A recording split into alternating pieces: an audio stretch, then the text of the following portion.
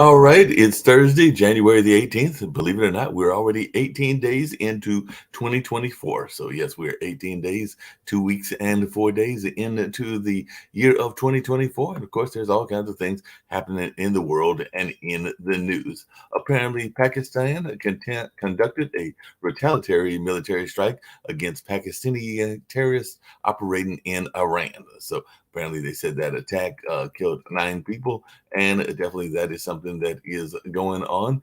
And definitely it looks like the Supreme Court appears ready to limit federal agency powers. So that's something else that is going on. And definitely a lot of people are paying attention to the way that John Roberts and Amy Coney Barrett are handling things and all along those lines. So it'll be interesting to see what folks have to say about this notion of some of the federal agencies having limited power. So that's something that I know that Nick and Carla Pratt and others here on the network pay attention to, and it'll be interesting to see what Nick's got to say about that and what other people may say about that as well.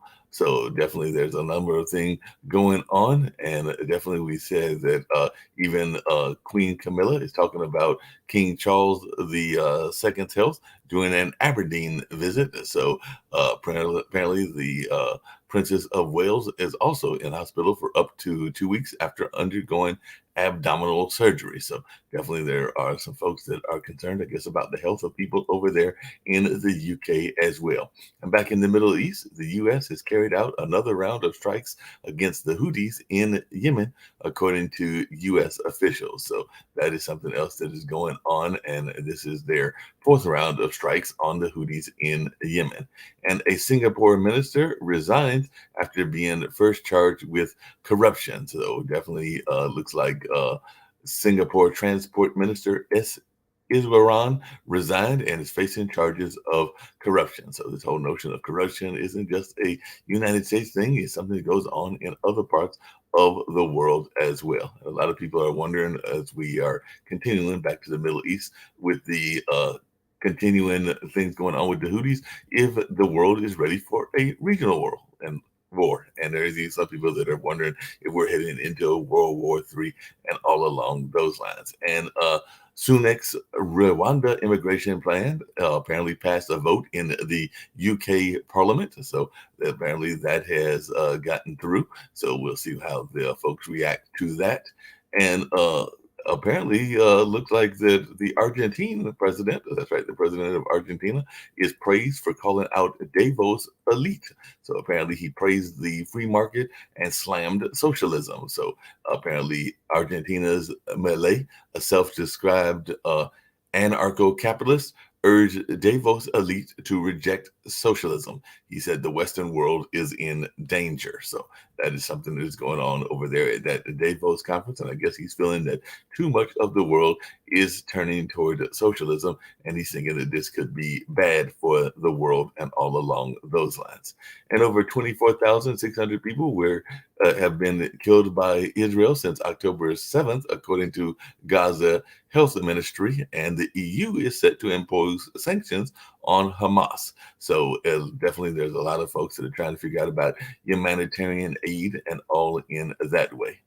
And an Indian Navy has helped an American cargo ship hit by drones.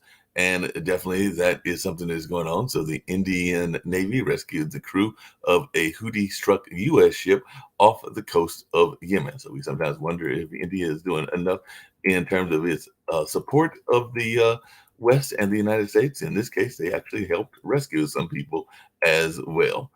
And we still are seeing a lot of rhetoric going on around the Palestinian conflict and the Israel Gaza war and all along those lines. So apparently, there's still that ICJ genocide case that is going on filed against Israel, and an actor read extracts from South Africa's ICJ genocide case recently. So definitely, it's definitely a lot of people are, I guess, trying to figure out their thoughts about the nature of that war and all along those lines. And in Ecuador, yeah, there's all kinds of conflicts going on. An Ecuadorian prosecutor is investigating a TV station attack, and that in prosecutor has been assassinated, according to the attorney general in that area. So definitely, it looks like there is a lot of conflict going on there. And that was in Ecuador's most dangerous city. So I don't think that Nick, who likes to travel, will be traveling to Ecuador anytime soon, because it seems like that is a very dangerous place. Just like I'm not too sure that, even though a lot of people want to go there for pilgrimage and a number of other things, that Nick will be running anytime soon to Israel either, just because there's a lot of conflicts going on there. And I'm pretty sure he's got Ukraine and Russia off of his travel list as well. But he could be fooling me, and I could find out differently, and all in that space. I don't know if he's got India on his plate and everything, because it says India's Ayodhya Ram Temple inauguration, and there's a lot of people that are thinking that that matters a lot to Modi, the Hindus, and the Muslims, because apparently the India's Hindu nationalistic fever has been echoed in the ancient city Ayodhya revamp. So definitely, there's some people that are saying that some of Modi's policies could hurt the economic progress going on there in that whole nation, or that whole notion of India's progress and everything. And apparently, Zelensky has a warning for Donald Trump. So maybe he's thinking about that friendship and everything. And definitely, he also recently attacked Putin and his family in a Davos speech, and he urged the Ukrainians to seize the initiative to determine the war's outcome. And North Korea, as I mentioned yesterday, will no longer pursue reconciliation with South. And that's definitely going to be something interesting, as well as we follow all these different places that are going on that are conflict oriented and everything. And at Davos, Blinken calls out a pathway to a Palestinian state as a necessity for Israeli security. So he's actually urging there to be that Palestinian state that some people want and some people don't. So that'll be interesting to see what folks' reactions are to that as well. And in Germany, the airport saw a delay and cancellations due to freezing temperature. Like I was telling Nick earlier, I heard that there were some power outages right here in the Bull City of Durham, North Carolina. And McConnell was expecting Senate to take up the Ukraine border security package next week, and he actually urged Speaker Johnson to prepare to get a border Ukraine deal from the Senate. So that's something that people are looking at as well. And apparently, Hungary isn't backing down from a couple of things. The EU chief is under fire for releasing Hungary funds, and Hungary say they won't back down and change their LGBTQ plus and asylum policies, and they're being criticized by the EU. So the EU has got some things going on with some of those policies as well. And in India, with the airlines, we know that there have been stuff with truckers in Canada, and apparently in India, there's an Indian aviation crisis. So will India Airlines offer compensation for delays? And apparently the cold wave in North India has disrupted flights for a fourth day. And definitely the weather looks like it's impacting a lot of things as well. And, you know, even though he's fighting Ukraine, Putin has other issues as well, because apparently Putin is watching as rural unrest as thousands clash with cops at a rare Russian protest. So there was apparently an activist that was being sentenced, and then there was a clash between the police and the protesters. So apparently there might be some things going on even within his government as well. So that is something else that we're seeing in the news, as 6 men in Russia's Bashkortostan were handed jail terms amid an unprecedented rally, and all in that way. And in Kenya, Paul McKenzie, Kenya's starvation cult leader, is to undergo mental health checks. So the Kenyan pastor that has been accused of having a cult that lures hundreds to their death and everything, and apparently he's going to face 191 charges of child murder. So there's a lot of things going on all over the world, and I'm here to bring in Nick and see if anybody else is here with us that wants to talk about a number of these things going on. And by the way, the DOJ is to release a report on law enforcement response to the Uvalde shooting. So definitely the DOJ has found that the bloodshed during the Uvalde massacre could have been stopped sooner. So Uvalde families want accountability with the DOJ review. And the Ann Arbor School Board okays a resolution supporting a ceasefire in Gaza. So the Ann Arbor School Board over there in Michigan has apparently approved a Mideast ceasefire, their resolution that had stoked controversy and all in that kind of way. So definitely that's going on. And even Trump is facing the E. Jean Carroll case as well. So E. Jean Carroll to continue testimony in the defamation trial against Donald Trump. And Trump tempts the judge's wrath with his antics, but we know he loves to do various antics as well. And we'll be seeing out what goes on that way, because apparently Trump called Judge Kaplan a nasty man in a New York press conference. So definitely that is something that is going on.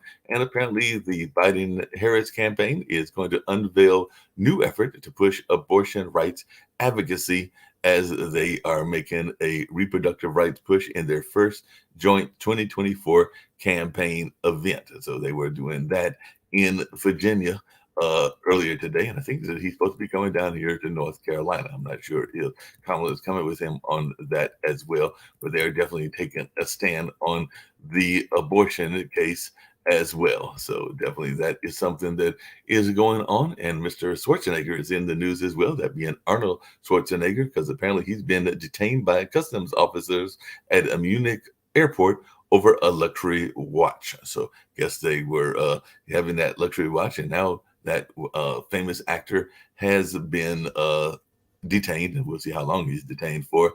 And Texas has until the end of the day to stop blocking federal access to miles of the U.S.-Mexico border. So it looks like Texas and the federal government are coming to the head as Texas refuses to surrender the migrant-packed Shelby Park to federal authorities. So it looks like Texas may be trying to come to a head with what's going on the border. And Schumer is even jumping into the border conversation as well, because Schumer is optimistic leaders will reach agreement on a border as well as Ukraine funding and all along those lines. So definitely it'll be interesting to see what goes on. And we've got people that are long shot candidates that are meeting with folks, because it looks like Dean Phillips is meeting with voters at an event in Peterborough ahead of the primary and all along those lines. And I do know some people have been paying attention to Jill Stein as well. So there's a number of things that are going on in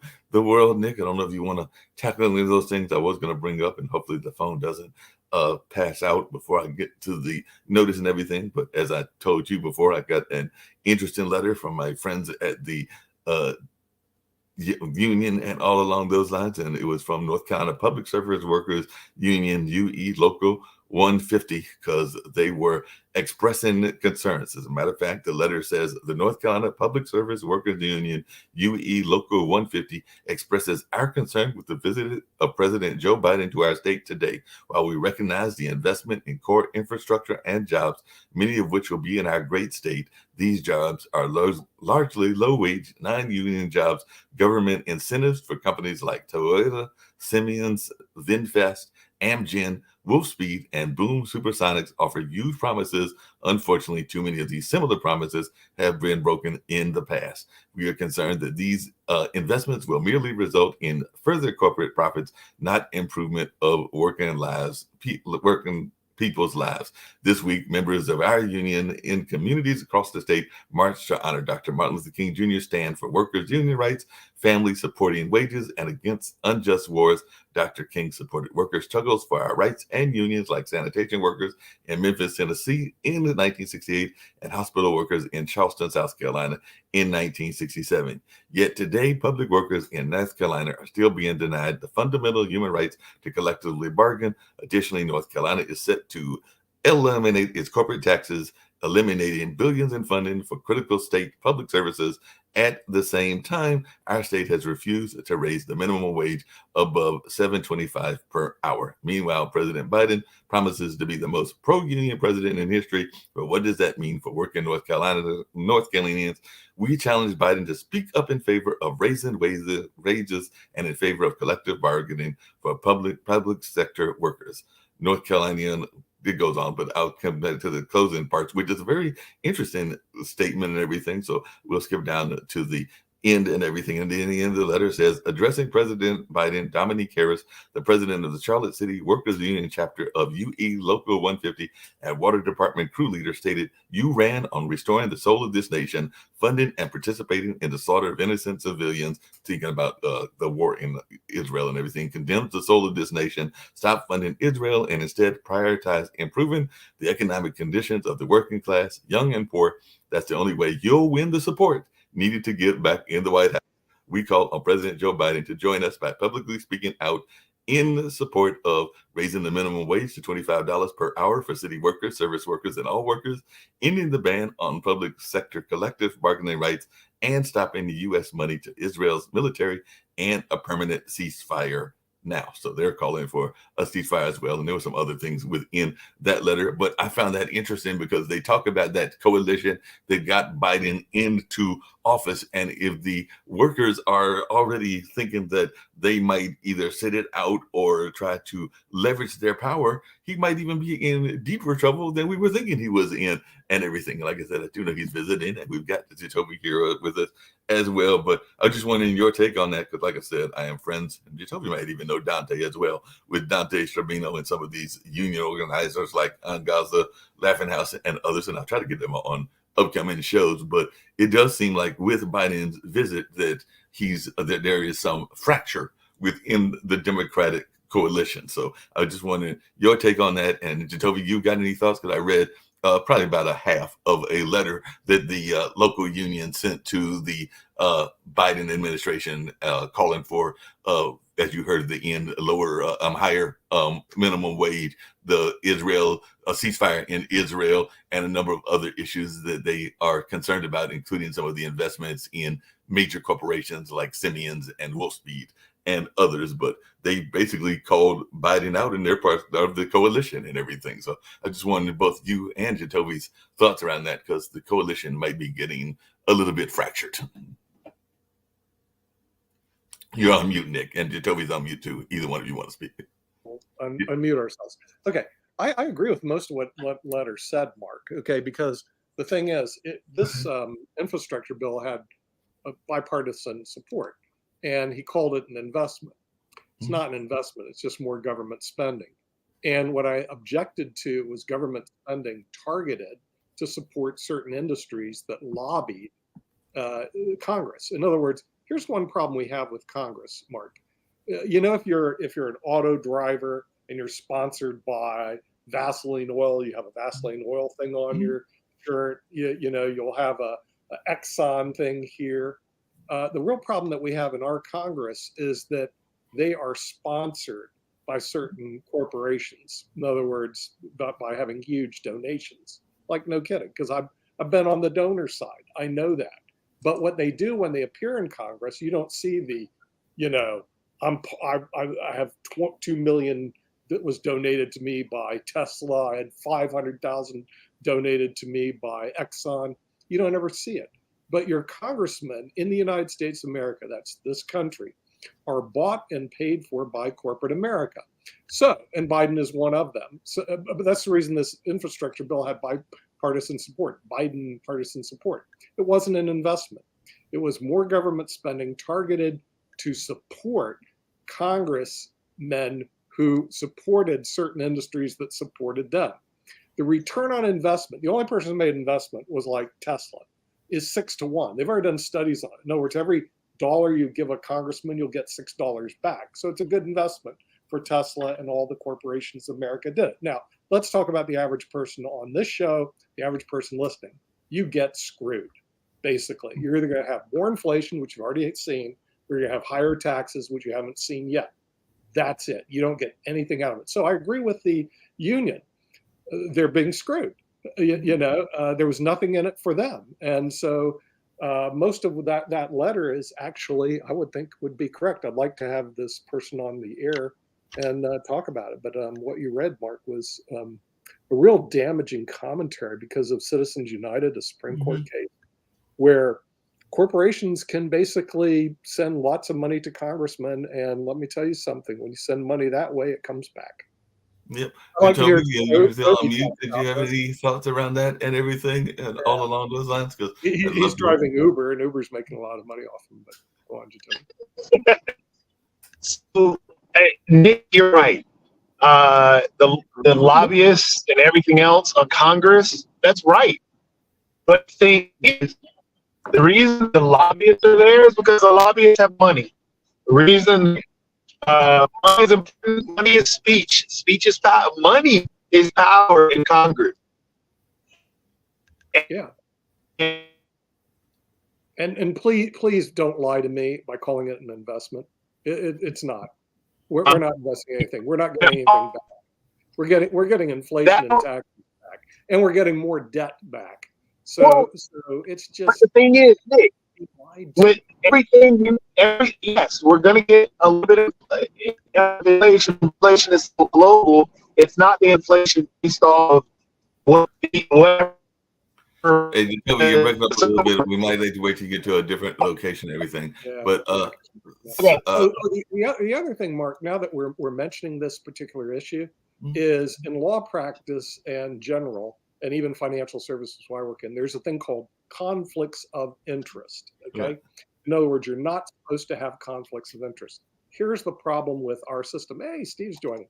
Here's the problem with our quote democracy. Conflicts of interest exist everywhere, through the judicial branch all the way down to the legislative branch and the executive branch. And I'm going to tell you one problem. Let's imagine Donald Trump is going to have issues before the Supreme Court. If you were appointed by Donald Trump, you should recuse yourself because you have a built-in inherent conflict of interest. But here's what's going to happen. See, I know what should happen, what's going to happen. They're not. The judges are going to say, I can be impartial and unbiased. That's all they have to say. And then all of a sudden, he's going to have a bunch of Trumpsters who are going to basically vote in favor for him. Speaking of Trumpsters, and I have a question for Steve. I'm glad that Steve joined us. I do have a question for Steve as well and everything, because one of the things that was raised not so much by that letter, but one of my news briefs and everything is that before he comes to North Carolina, he is in Virginia, and both Biden and Kamala are really pushing their thoughts around abortion and reproductive rights. And I am wondering if that is an issue that could be a good issue to put your stamp on, or if that could be problematic. Because as we said on this show before, there are a number of evangelistical people here as well. So I'm wondering what your thoughts are about that, because there are a lot of evangelists in Virginia as well. Well, I'm only here for a few minutes, and I don't think I'm meeting the press. I may be meeting him this evening, but I got to go on the radio at 3 to talk about his visit. And so it's been a really disorganized meeting. There's a lot of upset elected officials. The mayors weren't invited, the congressional delegation. I mean, it's just been such a disorganized appearance. If this is any indication of the campaign of Joe Biden, I would be significantly concerned at this point. But anyway, to answer your question, I think this is a good issue to run on because for two reasons. First, if you look at after they overturned Roe v. Wade, abortion on the ballots did very well, even in red states. And Republicans underperformed and didn't do so well in the midterms. So I do think that you could turn out those independents and moderate Republicans and moderate Democrats that don't want, for example, in North Carolina, where Mark Robinson is against all cases of abortion, including rape and incest. Now, what's going to happen is Josh Stein will win the primary, and it'll be basically that will be used against Robinson, right? So, Mark, I think the answer to your question is yes. I think this is a good issue to run on. I think it turns out the base that they need to come and vote. Hey, Steve, I have another question for you. With the evangelical, anyway, that's my thought. No, I agree with you what you're saying, and definitely. But just another thing that I was curious about, because I was actually talking to our good friend Kelly Jones, the political activist there and everything. Stein is not running alone, and I have yet to see his opponent, who is a judge, Mike Morgan, really do a lot of campaigning. It's the most quietest campaign I've ever seen. I thought that Mike Woodard had he hasn't raised the money. He knows that he can't win. Now the poll numbers look like in order to beat Stein, he had to raise at least $1 million, $1.5 million. Stein's got a war chest of like 9 million. So I think Morgan has got his name out there. He could be looking at the U.S. Senate in 26, I heard. But this was just, I think, at this point, if he had started earlier, I think Morgan would have really had a great chance, or even if he had claimed lieutenant governor, or maybe if he had run for one of the lower ballot council of state seats, like commissioner of labor, commissioner of insurance. And me speaking of insurance, even though he's a friend of mine, there's a big issue right now of our commissioner of insurance, Mike Causey, who's a really good guy, a moderate Republican, about hiring a driver and paying him $85,000 and all of these different things going on. So it's a bit troubling and concerning of how that could be. Yeah. But we'll see what happens with that race. Yeah, definitely. I don't know if you're in a better place to speak, Jacoby, and everything, because I know before you were breaking up. Yeah, I should be in a better spot now. You are. But yeah, what Nick was talking about in terms of the unions, the discussion around the fraction of the unions. Yeah, a lot of people are upset, and a lot of people are trying. The big call, as I spoke with before, or big thing that's in the Democrat Party is the fact that they feel like their vote is just being used, and what they had talked about, you guys had talked about, the inflation or, all this stuff falls at the feet of Biden. However, it truthfully doesn't fall all at the feet of him. And we tend to ignore the things that go on in Congress and tend to ignore the things that go on in the judicial branch and just place everything. Oh, well, Biden couldn't make a deal. Well, it's kind of hard to make a deal with a Congress that has only passed 20 some odd pieces of legislation and doesn't want to do anything bipartisan wise, because anything bipartisan wise in their mind gives Biden a win. Therefore, they can't campaign on it, which is something they legitimately said about the border, and the reason that they will not work on the border and why Mike Johnson will not create a deal is because that gives Biden a win and something they cannot campaign on. So yes, there's a fracture because people feel that their vote is taken advantage of, but they forget that yes, lobbyists are there in the Capitol, and the lobbyists, because they have money, can do that. But what we do as voters is we tend to forget that that's what we are essentially. We are our own best advocates, but we don't tend to hold our elected officials to account. Now we're starting to do that, hence the reason why the Democrat Party is more fractured than the Republican Party. Because, the Republican Party is only split around the MAGA and the the Rhino base, but the MAGA Party is just, they will fall lockstep and do whatever Trump says regardless. They will do whatever the Republican talking point, or say what the Republican talking point is regardless. But in the Democrat Party, the party itself is trying to hold their elected officials accountable. And I wish they would do the same in the Republican Party, and we would have a different outcome and a different individual up top. And I mean, there would be more negotiations because they go in on the idea of bipartisanship. But yet, if you notice, right now in the House, nothing passes unless it's a partisan bill, basically a Republican bill that nobody else votes on, because they are able to pass things right now without the help of the Democrat Party. Yeah, Mark, I've got to run. I've got some things to do. I had a quick question for you, Steve, because I know you got to leave and everything.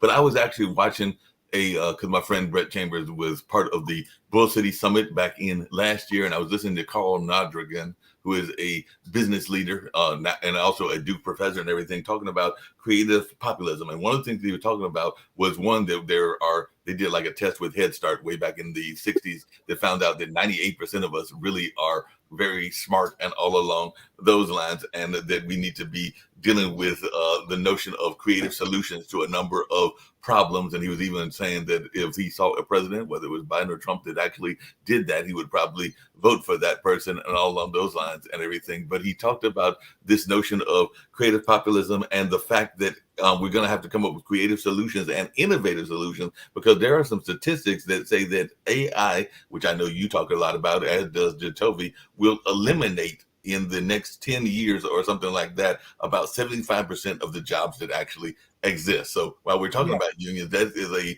major problem, because it might even be higher, but they're saying that a significant part of the jobs that we know now, whether it's doctors, whether it's firemen, a lot of very basic jobs, very common jobs will be eliminated by AI. So I was wondering, y'all's thoughts around that, because as I was listening to that speech late last night or early this morning, I was going like, hey, he's got some very solid points, Carl does, but we're going to have to be prepared in order to deal with it. And it could impact a thing that Sasha is very passionate about. Where was this at the Bull? I didn't even know about it. The Bull City Summit? Yeah, it was held. It was in the fall of last year, like Toby, wasn't that like September or October? Yeah. Well, let me take a stab at this, and then I'd like to get an update from Sasha in Ukraine, but I've got to run. I've got I'm leaving for a retreat for council. I don't know if I'm meeting the president today, but I may not be able to, because the time to meet him is when I've got to go on the radio on WPTF to talk about his visit. And we're going to review the CHIPS Act and the broadband, and Secretary Jim Weaver is going to come on next week to talk about the president's announcement. Apparently the announcement is supposed to be about some development with the broadband in North Carolina. But real quickly, what I'll say is this, and this is a very great question. I do think you will see a lot of jobs that we traditionally know of today gone very soon. These jobs, because of generative AI, could be marketing departments, people that are getting paid to put together and search for documents or organize PDF files or marketing, because the AI can do all of that for you. It can compile, it can write, those kinds of jobs. Your basic desk jobs where people are there saying, hello, welcome to the whatever. You could have chatbots doing that. Call center jobs, I think, will be basically gone. Even financial services advisors. There's even been talk about, in journalism, whether we would eventually have the news, the reporting of the news be done by robotic kind of chatbots and personal assistants, and that the journalists would be maybe more media people like us that are actually coming in there and providing commentary. I could go on, but I will say that I would go back to John Chambers, who ran Cisco, to say that there's really no difference when the internet came along and the cloud came along. We thought order entry jobs would eliminate many jobs, productivity went up, but then eventually human beings were put in jobs where they're more valued. And we had big companies like Amazon and Google and they hired thousands and thousands of people and now dominate the economy. So I think that there will be new jobs in how you use AI in terms of planning, engineers. I'll have to get ready for, I went to an AI talk where they talked about those future jobs. So maybe I'll talk about that tomorrow. But I do think, Mark, that startups, you're going to see, and I'll end with this. Here's a couple of examples of how AI could be used in a positive way. When somebody wants to find out about when their yard waste is picked up, now usually you call your city council member, or you go to the website, or you call the 1-800 number. But what if there was a personal assistant you would talk to, and it would immediately tell you? What if you wanted to search for documents of how many permits, how many people visited the parks, right? You could get all of these rudimentary tasks that normally take time to shift and do all that stuff, could take a matter of minutes. My city council newsletter used to take me 9 hours to write. It now takes me 1 hour to write. I use different AI technologies to pull the resources, and then I load the pictures, and it automatically searches. So we're using AI. So now I've had to eliminate a lot of my staff that support me in my council office, but we're going to be reinvesting those dollars into other things. Isn't that fascinating? So 9 hours, now 1 hour. I just click the button. The whole thing is written for like basic stuff. Then I write my own opinion and it's done. Send it. The engine creates it all. In the morning, I get a copy, send it. So I've gone from sending one newsletter a month to two a week. And my subscriber rate has gone from 800 to 10,000 in 6 months. Yeah, so that's definitely a boost and everything. I saw your hand, Sasha, and I definitely want to get to your stuff around the Ukraine as well. But what were you going to say about AI? And then I want to hear Jacoby's thoughts because he might have even been at the Carl Nodrogin speech and everything. But definitely, I want to hear from Jacoby and then, Sasha and then Jacoby. Steve, I would like to ask you then, what's the constitutes of the authorship? If everything is done by a robot and so on, who you are then? You're just operator of robot. You're not a writer. You're not creating anything. You're just operating. I think that's a good point, Sasha. So what I use it for is, here's where it helps. And that's a really, really great question from Sasha. So where you still don't want to eliminate the creative ingenuity of writing. So for my own blogs, my own content, my opinions, I'm still going to take the hours and hours it takes me to write that, because I do opinion pieces for some of the news media outlets here, right? You're absolutely right. You need to have that because you don't want people just typing it in and that's it, right? That's why you're going to have authors. But where it helps is I used to, if somebody asked me like today, I've got to go on the radio to talk about the CHIPS Act and the ARP Act and broadband, right? So rather than pulling through articles and searching and linking and cutting and pasting, I can just put it in ChatGPT and it gives me at a high level those things. So the basic thing, if I'm the history of MLK Day or the history of the Voting Rights Act or whatever, the ChatGPT can use for that. It just takes it all and dumps it into one document within a matter of minutes. Hey, but Steve, along those same kind of lines, you raise a good point. You don't want that to replace me thinking in my own mind writing, right? So that's where But hold on a second. And this is for you, Jacoby, as well, because one of the other things that Carl talked about, Carl Nodrogin, I hope I'm pronouncing his name right, and if I'm not, correct me, Jacoby, is this notion that a lot of people have this notion of creativity as being this elite principle, that only a certain amount of people are true creatives and everything that, like we think of the dancers, we think of the musicians, we think of the artists. His argument, if I understood it correctly, was that we are all pretty much creatives and everything along those lines, and that there's not necessarily a elite version of creativity from what I remember of his notion. And I think he said that in a couple of speeches that he's given this particular Duke professor. But Jacoby, you're in the creative field. Would you agree with him on that? That maybe we all have that creative gift and where there is some of a notion of elitism among the creative class? So think of the word creative as the same way we utilize the saying, beauty is in the eye of the beholder. Exactly. So creativity or creative, yes, we all have some form of creativity in our minds. But the thing is, AI truthfully will, and that's the big fear, is that it can get to that singularity position where it is teaching itself and rewriting everything that, coming up with the idea itself, because based on the data that is coming in, and that's all it's doing. And yes, Sasha, there is that argument. Are you just a button pusher controlling robots? Honestly, that is the legal, that is what's happening right now in the legal world in the fight against AI, because there are many artists, there are many authors, there are many other individuals that feel that AI is just stealing stuff and throwing it together.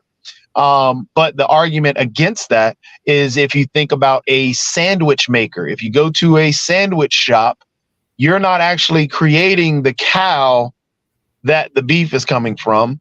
You're not creating the ham. Or the pig where the ham is coming from, or the turkey, or the yeast where the bread is coming from. You're not doing any of that. You're just putting everything together and creating a sandwich and selling it. So that's the argument that a lot of people have against, well, we got to think of AI as just stealing.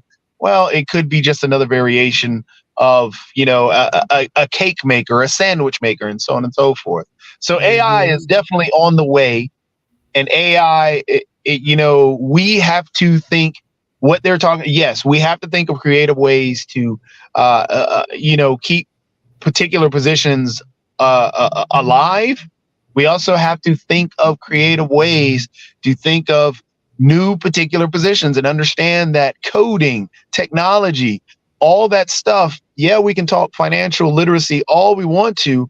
However, if you don't understand coding, you're going to be left behind. People that are utilizing pen and paper, just to take their books and do their books in their store are not going to be as effective and as efficient as those that are utilizing the technology that's out there today, like your Intuit, QuickBooks, and all the other things that are there. Just because the technology allows for speed, just as Steve gave an example, we have to understand that technology is here. It's not going anywhere. It's only going to get better, and we have to stay ahead of it. And if we don't stay ahead of it and get behind it, that singularity is going to come quicker. And when that singularity hits, that is a huge problem that is going to take a lot of jobs away. And I'm not, and more than just your person to write a script. I'm talking about the actual movie in itself. People can make self-made movies just by typing in a couple of words. People can actually code websites. People can, all that stuff is there. And that singularity can just take one word and run with it. Okay, I'll give you another example. Let's see if ChatGPT or something else on similar level, it will be feed all the knowledge from all the encyclopedias and everything, scientific papers and the laws from Archimedes to Newton to just whatever, and all that will be assembled. And then you will ask that ChatGPT or whatever other things you're using to analyze the Bible and give us its critique of the Bible, what is true and what is not, what are the facts and what is the fantasy. And what do you think result would be, and how it would be accepted by the humans? I mean, you can legitimately do that now. It'll, for as a matter of fact, since I'm at a good place with Wi-Fi, I mean, I can pull it up on the computer, Chat GPT. Well, actually, even Bing, Microsoft, because they own Chat GPT. A secret, Steve, you might not even know this, but the application that Copilot that Microsoft has put out. Yeah. You just broke up a little bit. Hey, Mark, I've got to run. No, I've you got to sorry, run. but I was just going to say that Copilot, Steve, Copilot uses the paid version of Chat GPT. So you can actually get even updated information based off of that. So yeah, you can do whatever analysis that you want to do in the moment. Right. But I guess the question is, I just wanted. Well, sorry. Good luck, guys. Just remember to talk about Houthis, the attack on Houthis, some stuff going on in Pakistan, and I mentioned that at the beginning. Oil. It looks like demand is going to be up for oil, so prices will continue to go up. I'll be back tomorrow, hopefully. Thank you all so much. Bye. Okay. Bye-bye. Now, what were you going to say, Sasha? I'm sorry. Well, I would like to ask you this, since maybe Nick would be interested to figure that out. What if you will feed into ChatGPT or similar system all United States Constitution, all the question pertaining to Trump and his claims that he cannot be charged while the president and so on. And instead of this Supreme Court, you will ask ChatGPT to rule on all these issues. What do you think would happen? It's a waste of time. And I'll tell you a reason why. If you ever read a Supreme Court ruling, it says opinion, Sasha. Yes. First thing on every Supreme Court is an opinion. Because an opinion, it's made up. So, one person's opinion can be a different. The other thing is artificial intelligence isn't going to, it'll take a lot of low-level service jobs and certain service jobs. But there are a lot of jobs it's not going to take. It doesn't build housing. Last time I saw, AI doesn't build one house in the United States. It doesn't build office buildings. It doesn't build the wall that's necessary in the southern border, which, by the way, Nick, let me push back just a little bit on that. Let me push back. There are 3D printed homes. There are 3D printed things, and with as much as 3D printed homes are actually good. But the thing is, you're not going to build a custom house using today's AI. It doesn't happen.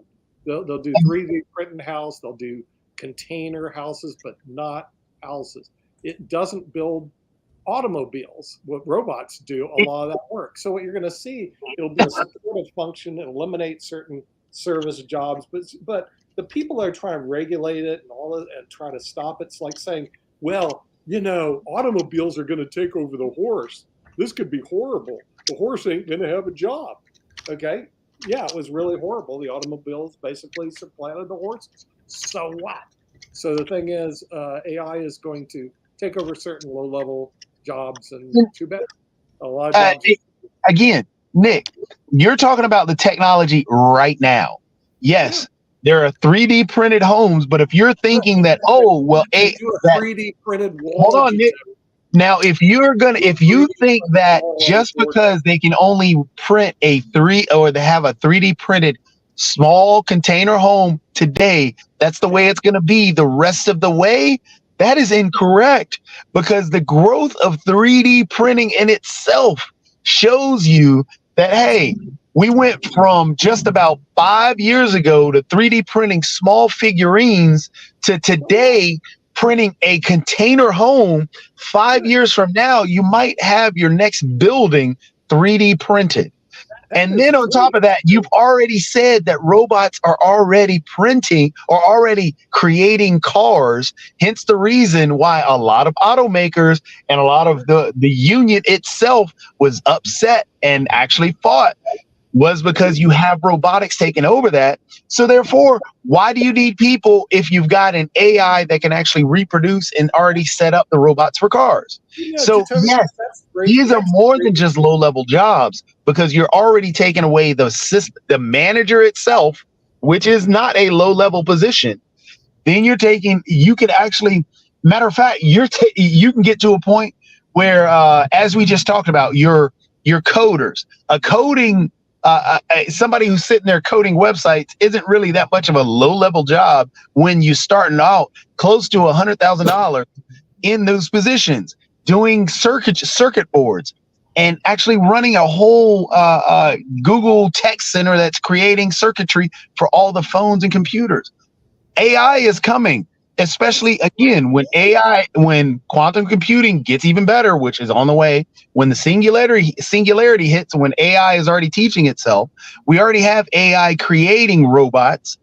Or designing and creating robots. We already have all this stuff is on the way. We just can't stop and say, well, so what? It can't really print that right now. Well, 5 years ago, it wouldn't. So it just. Toby, that's great news. That is great news. That means we can print the wall that's 2,000 miles long, as opposed to try to build the wall. And just realize this: our border is only 2,000 miles. The Great Wall of China was 13,000 miles, which people still climbed over, went under, and went through.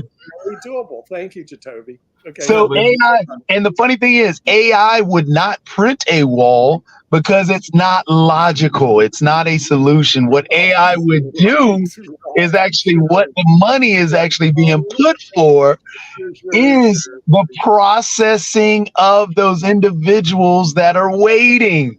And there's your problem. Because you have processing, border security. Hold on a second, Toby, along those same lines, because there's a very big issue that is coming on the Congress, and that's what I wanted to hear from Sasha and everything, because apparently McConnell is expecting Senate, and he's pushing Speaker Johnson to prepare to get a deal that will tie those two issues, and we talk about both of those issues quite often here on the show, of the border and the Ukraine together and everything. So I was wondering, as one that is a supporter of Ukraine, I don't know what your total views are on the border and Mexico and everything, but what is your thoughts around this kind of combined deal, and will the combined deal happen, and do you expect to get money? Because I know that certain countries, including the UK and others, have started to give sizable portions of money to Ukraine, and I know that Zelensky has definitely been at Davos urging the U.S. and others to give more money. But what is your take on where we are into this whole conversation with the Ukrainian-Russian war, and particularly the money coming from here? And apparently Zelensky also gave a warning to Donald Trump. I'm thinking that was for him to kind of pull back on his friendship with Putin. That would be my guess. I don't know that for a fact, but that would be my guess.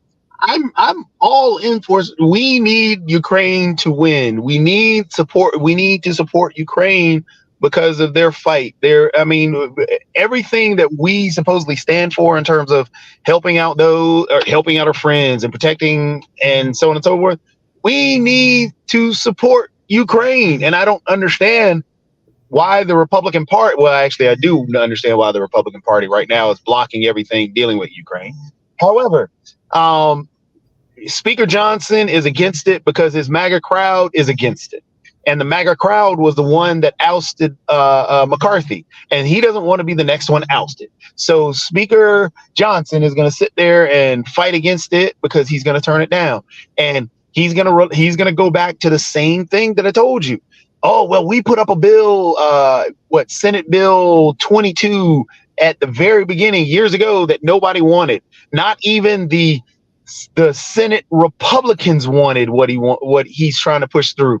And he doesn't want, again, because Donald Trump runs the Republican Party and the MAGA wing, they are fighting against supporting Ukraine, which is antithetical to what we are supposed to stand for in the US.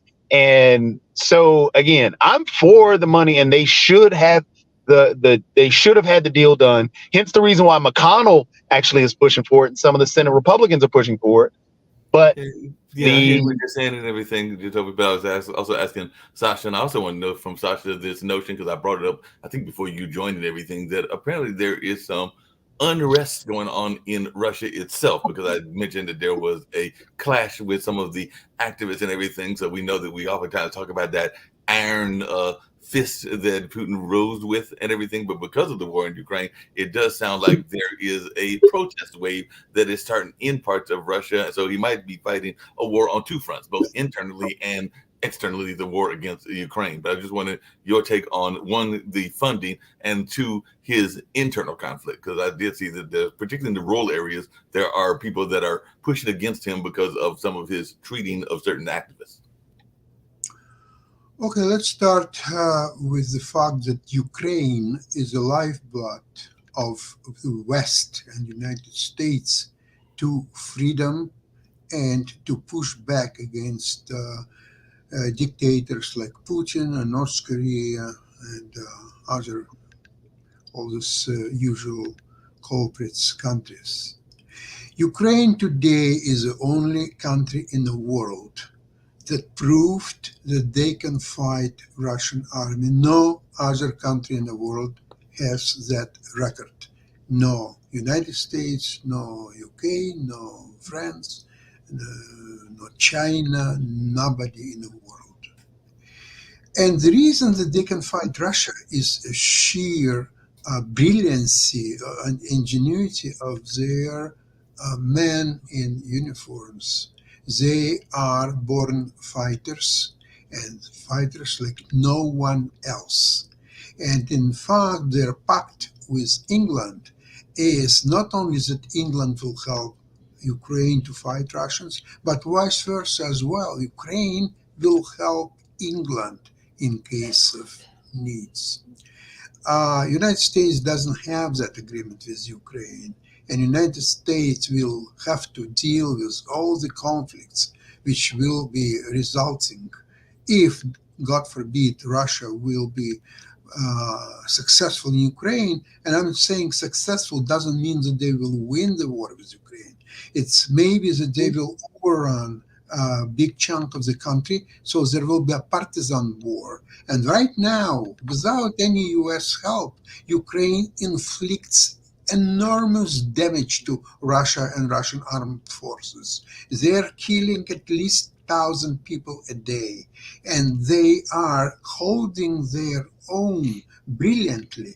So it's just another proof that Ukraine can succeed without US help. And if they don't want or cannot help anyway, one way or another, that's just fine. Ukraine will continue to fight, as their Minister of Foreign Affairs, Kuleba. He said that if Ukraine will have no more weapons, ammunition, they will fight with bare hands with sticks, with stones, or anything that they can have their hands on. That's what's happened in Ukraine, and all this U.S. Posturing is so funny. It's so gross. This to put together help to Ukraine with all the borders issue and so on. This is a typical U.S. line. Along those same lines, Also, the thing is what Mark pointed out, which I think is really disingenuous, and this is the problem that we have in Washington, D.C. The situation in Ukraine, the bill should have nothing to do with immigration. It's totally two separate issues and should be treated as such before the floor of the Senate and the floor of the House.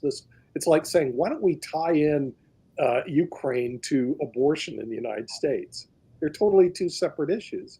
But this shows the dysfunction of Washington, D.C. that exists right now. And also, you have another problem. Who's paying who for what in Washington, D.C.?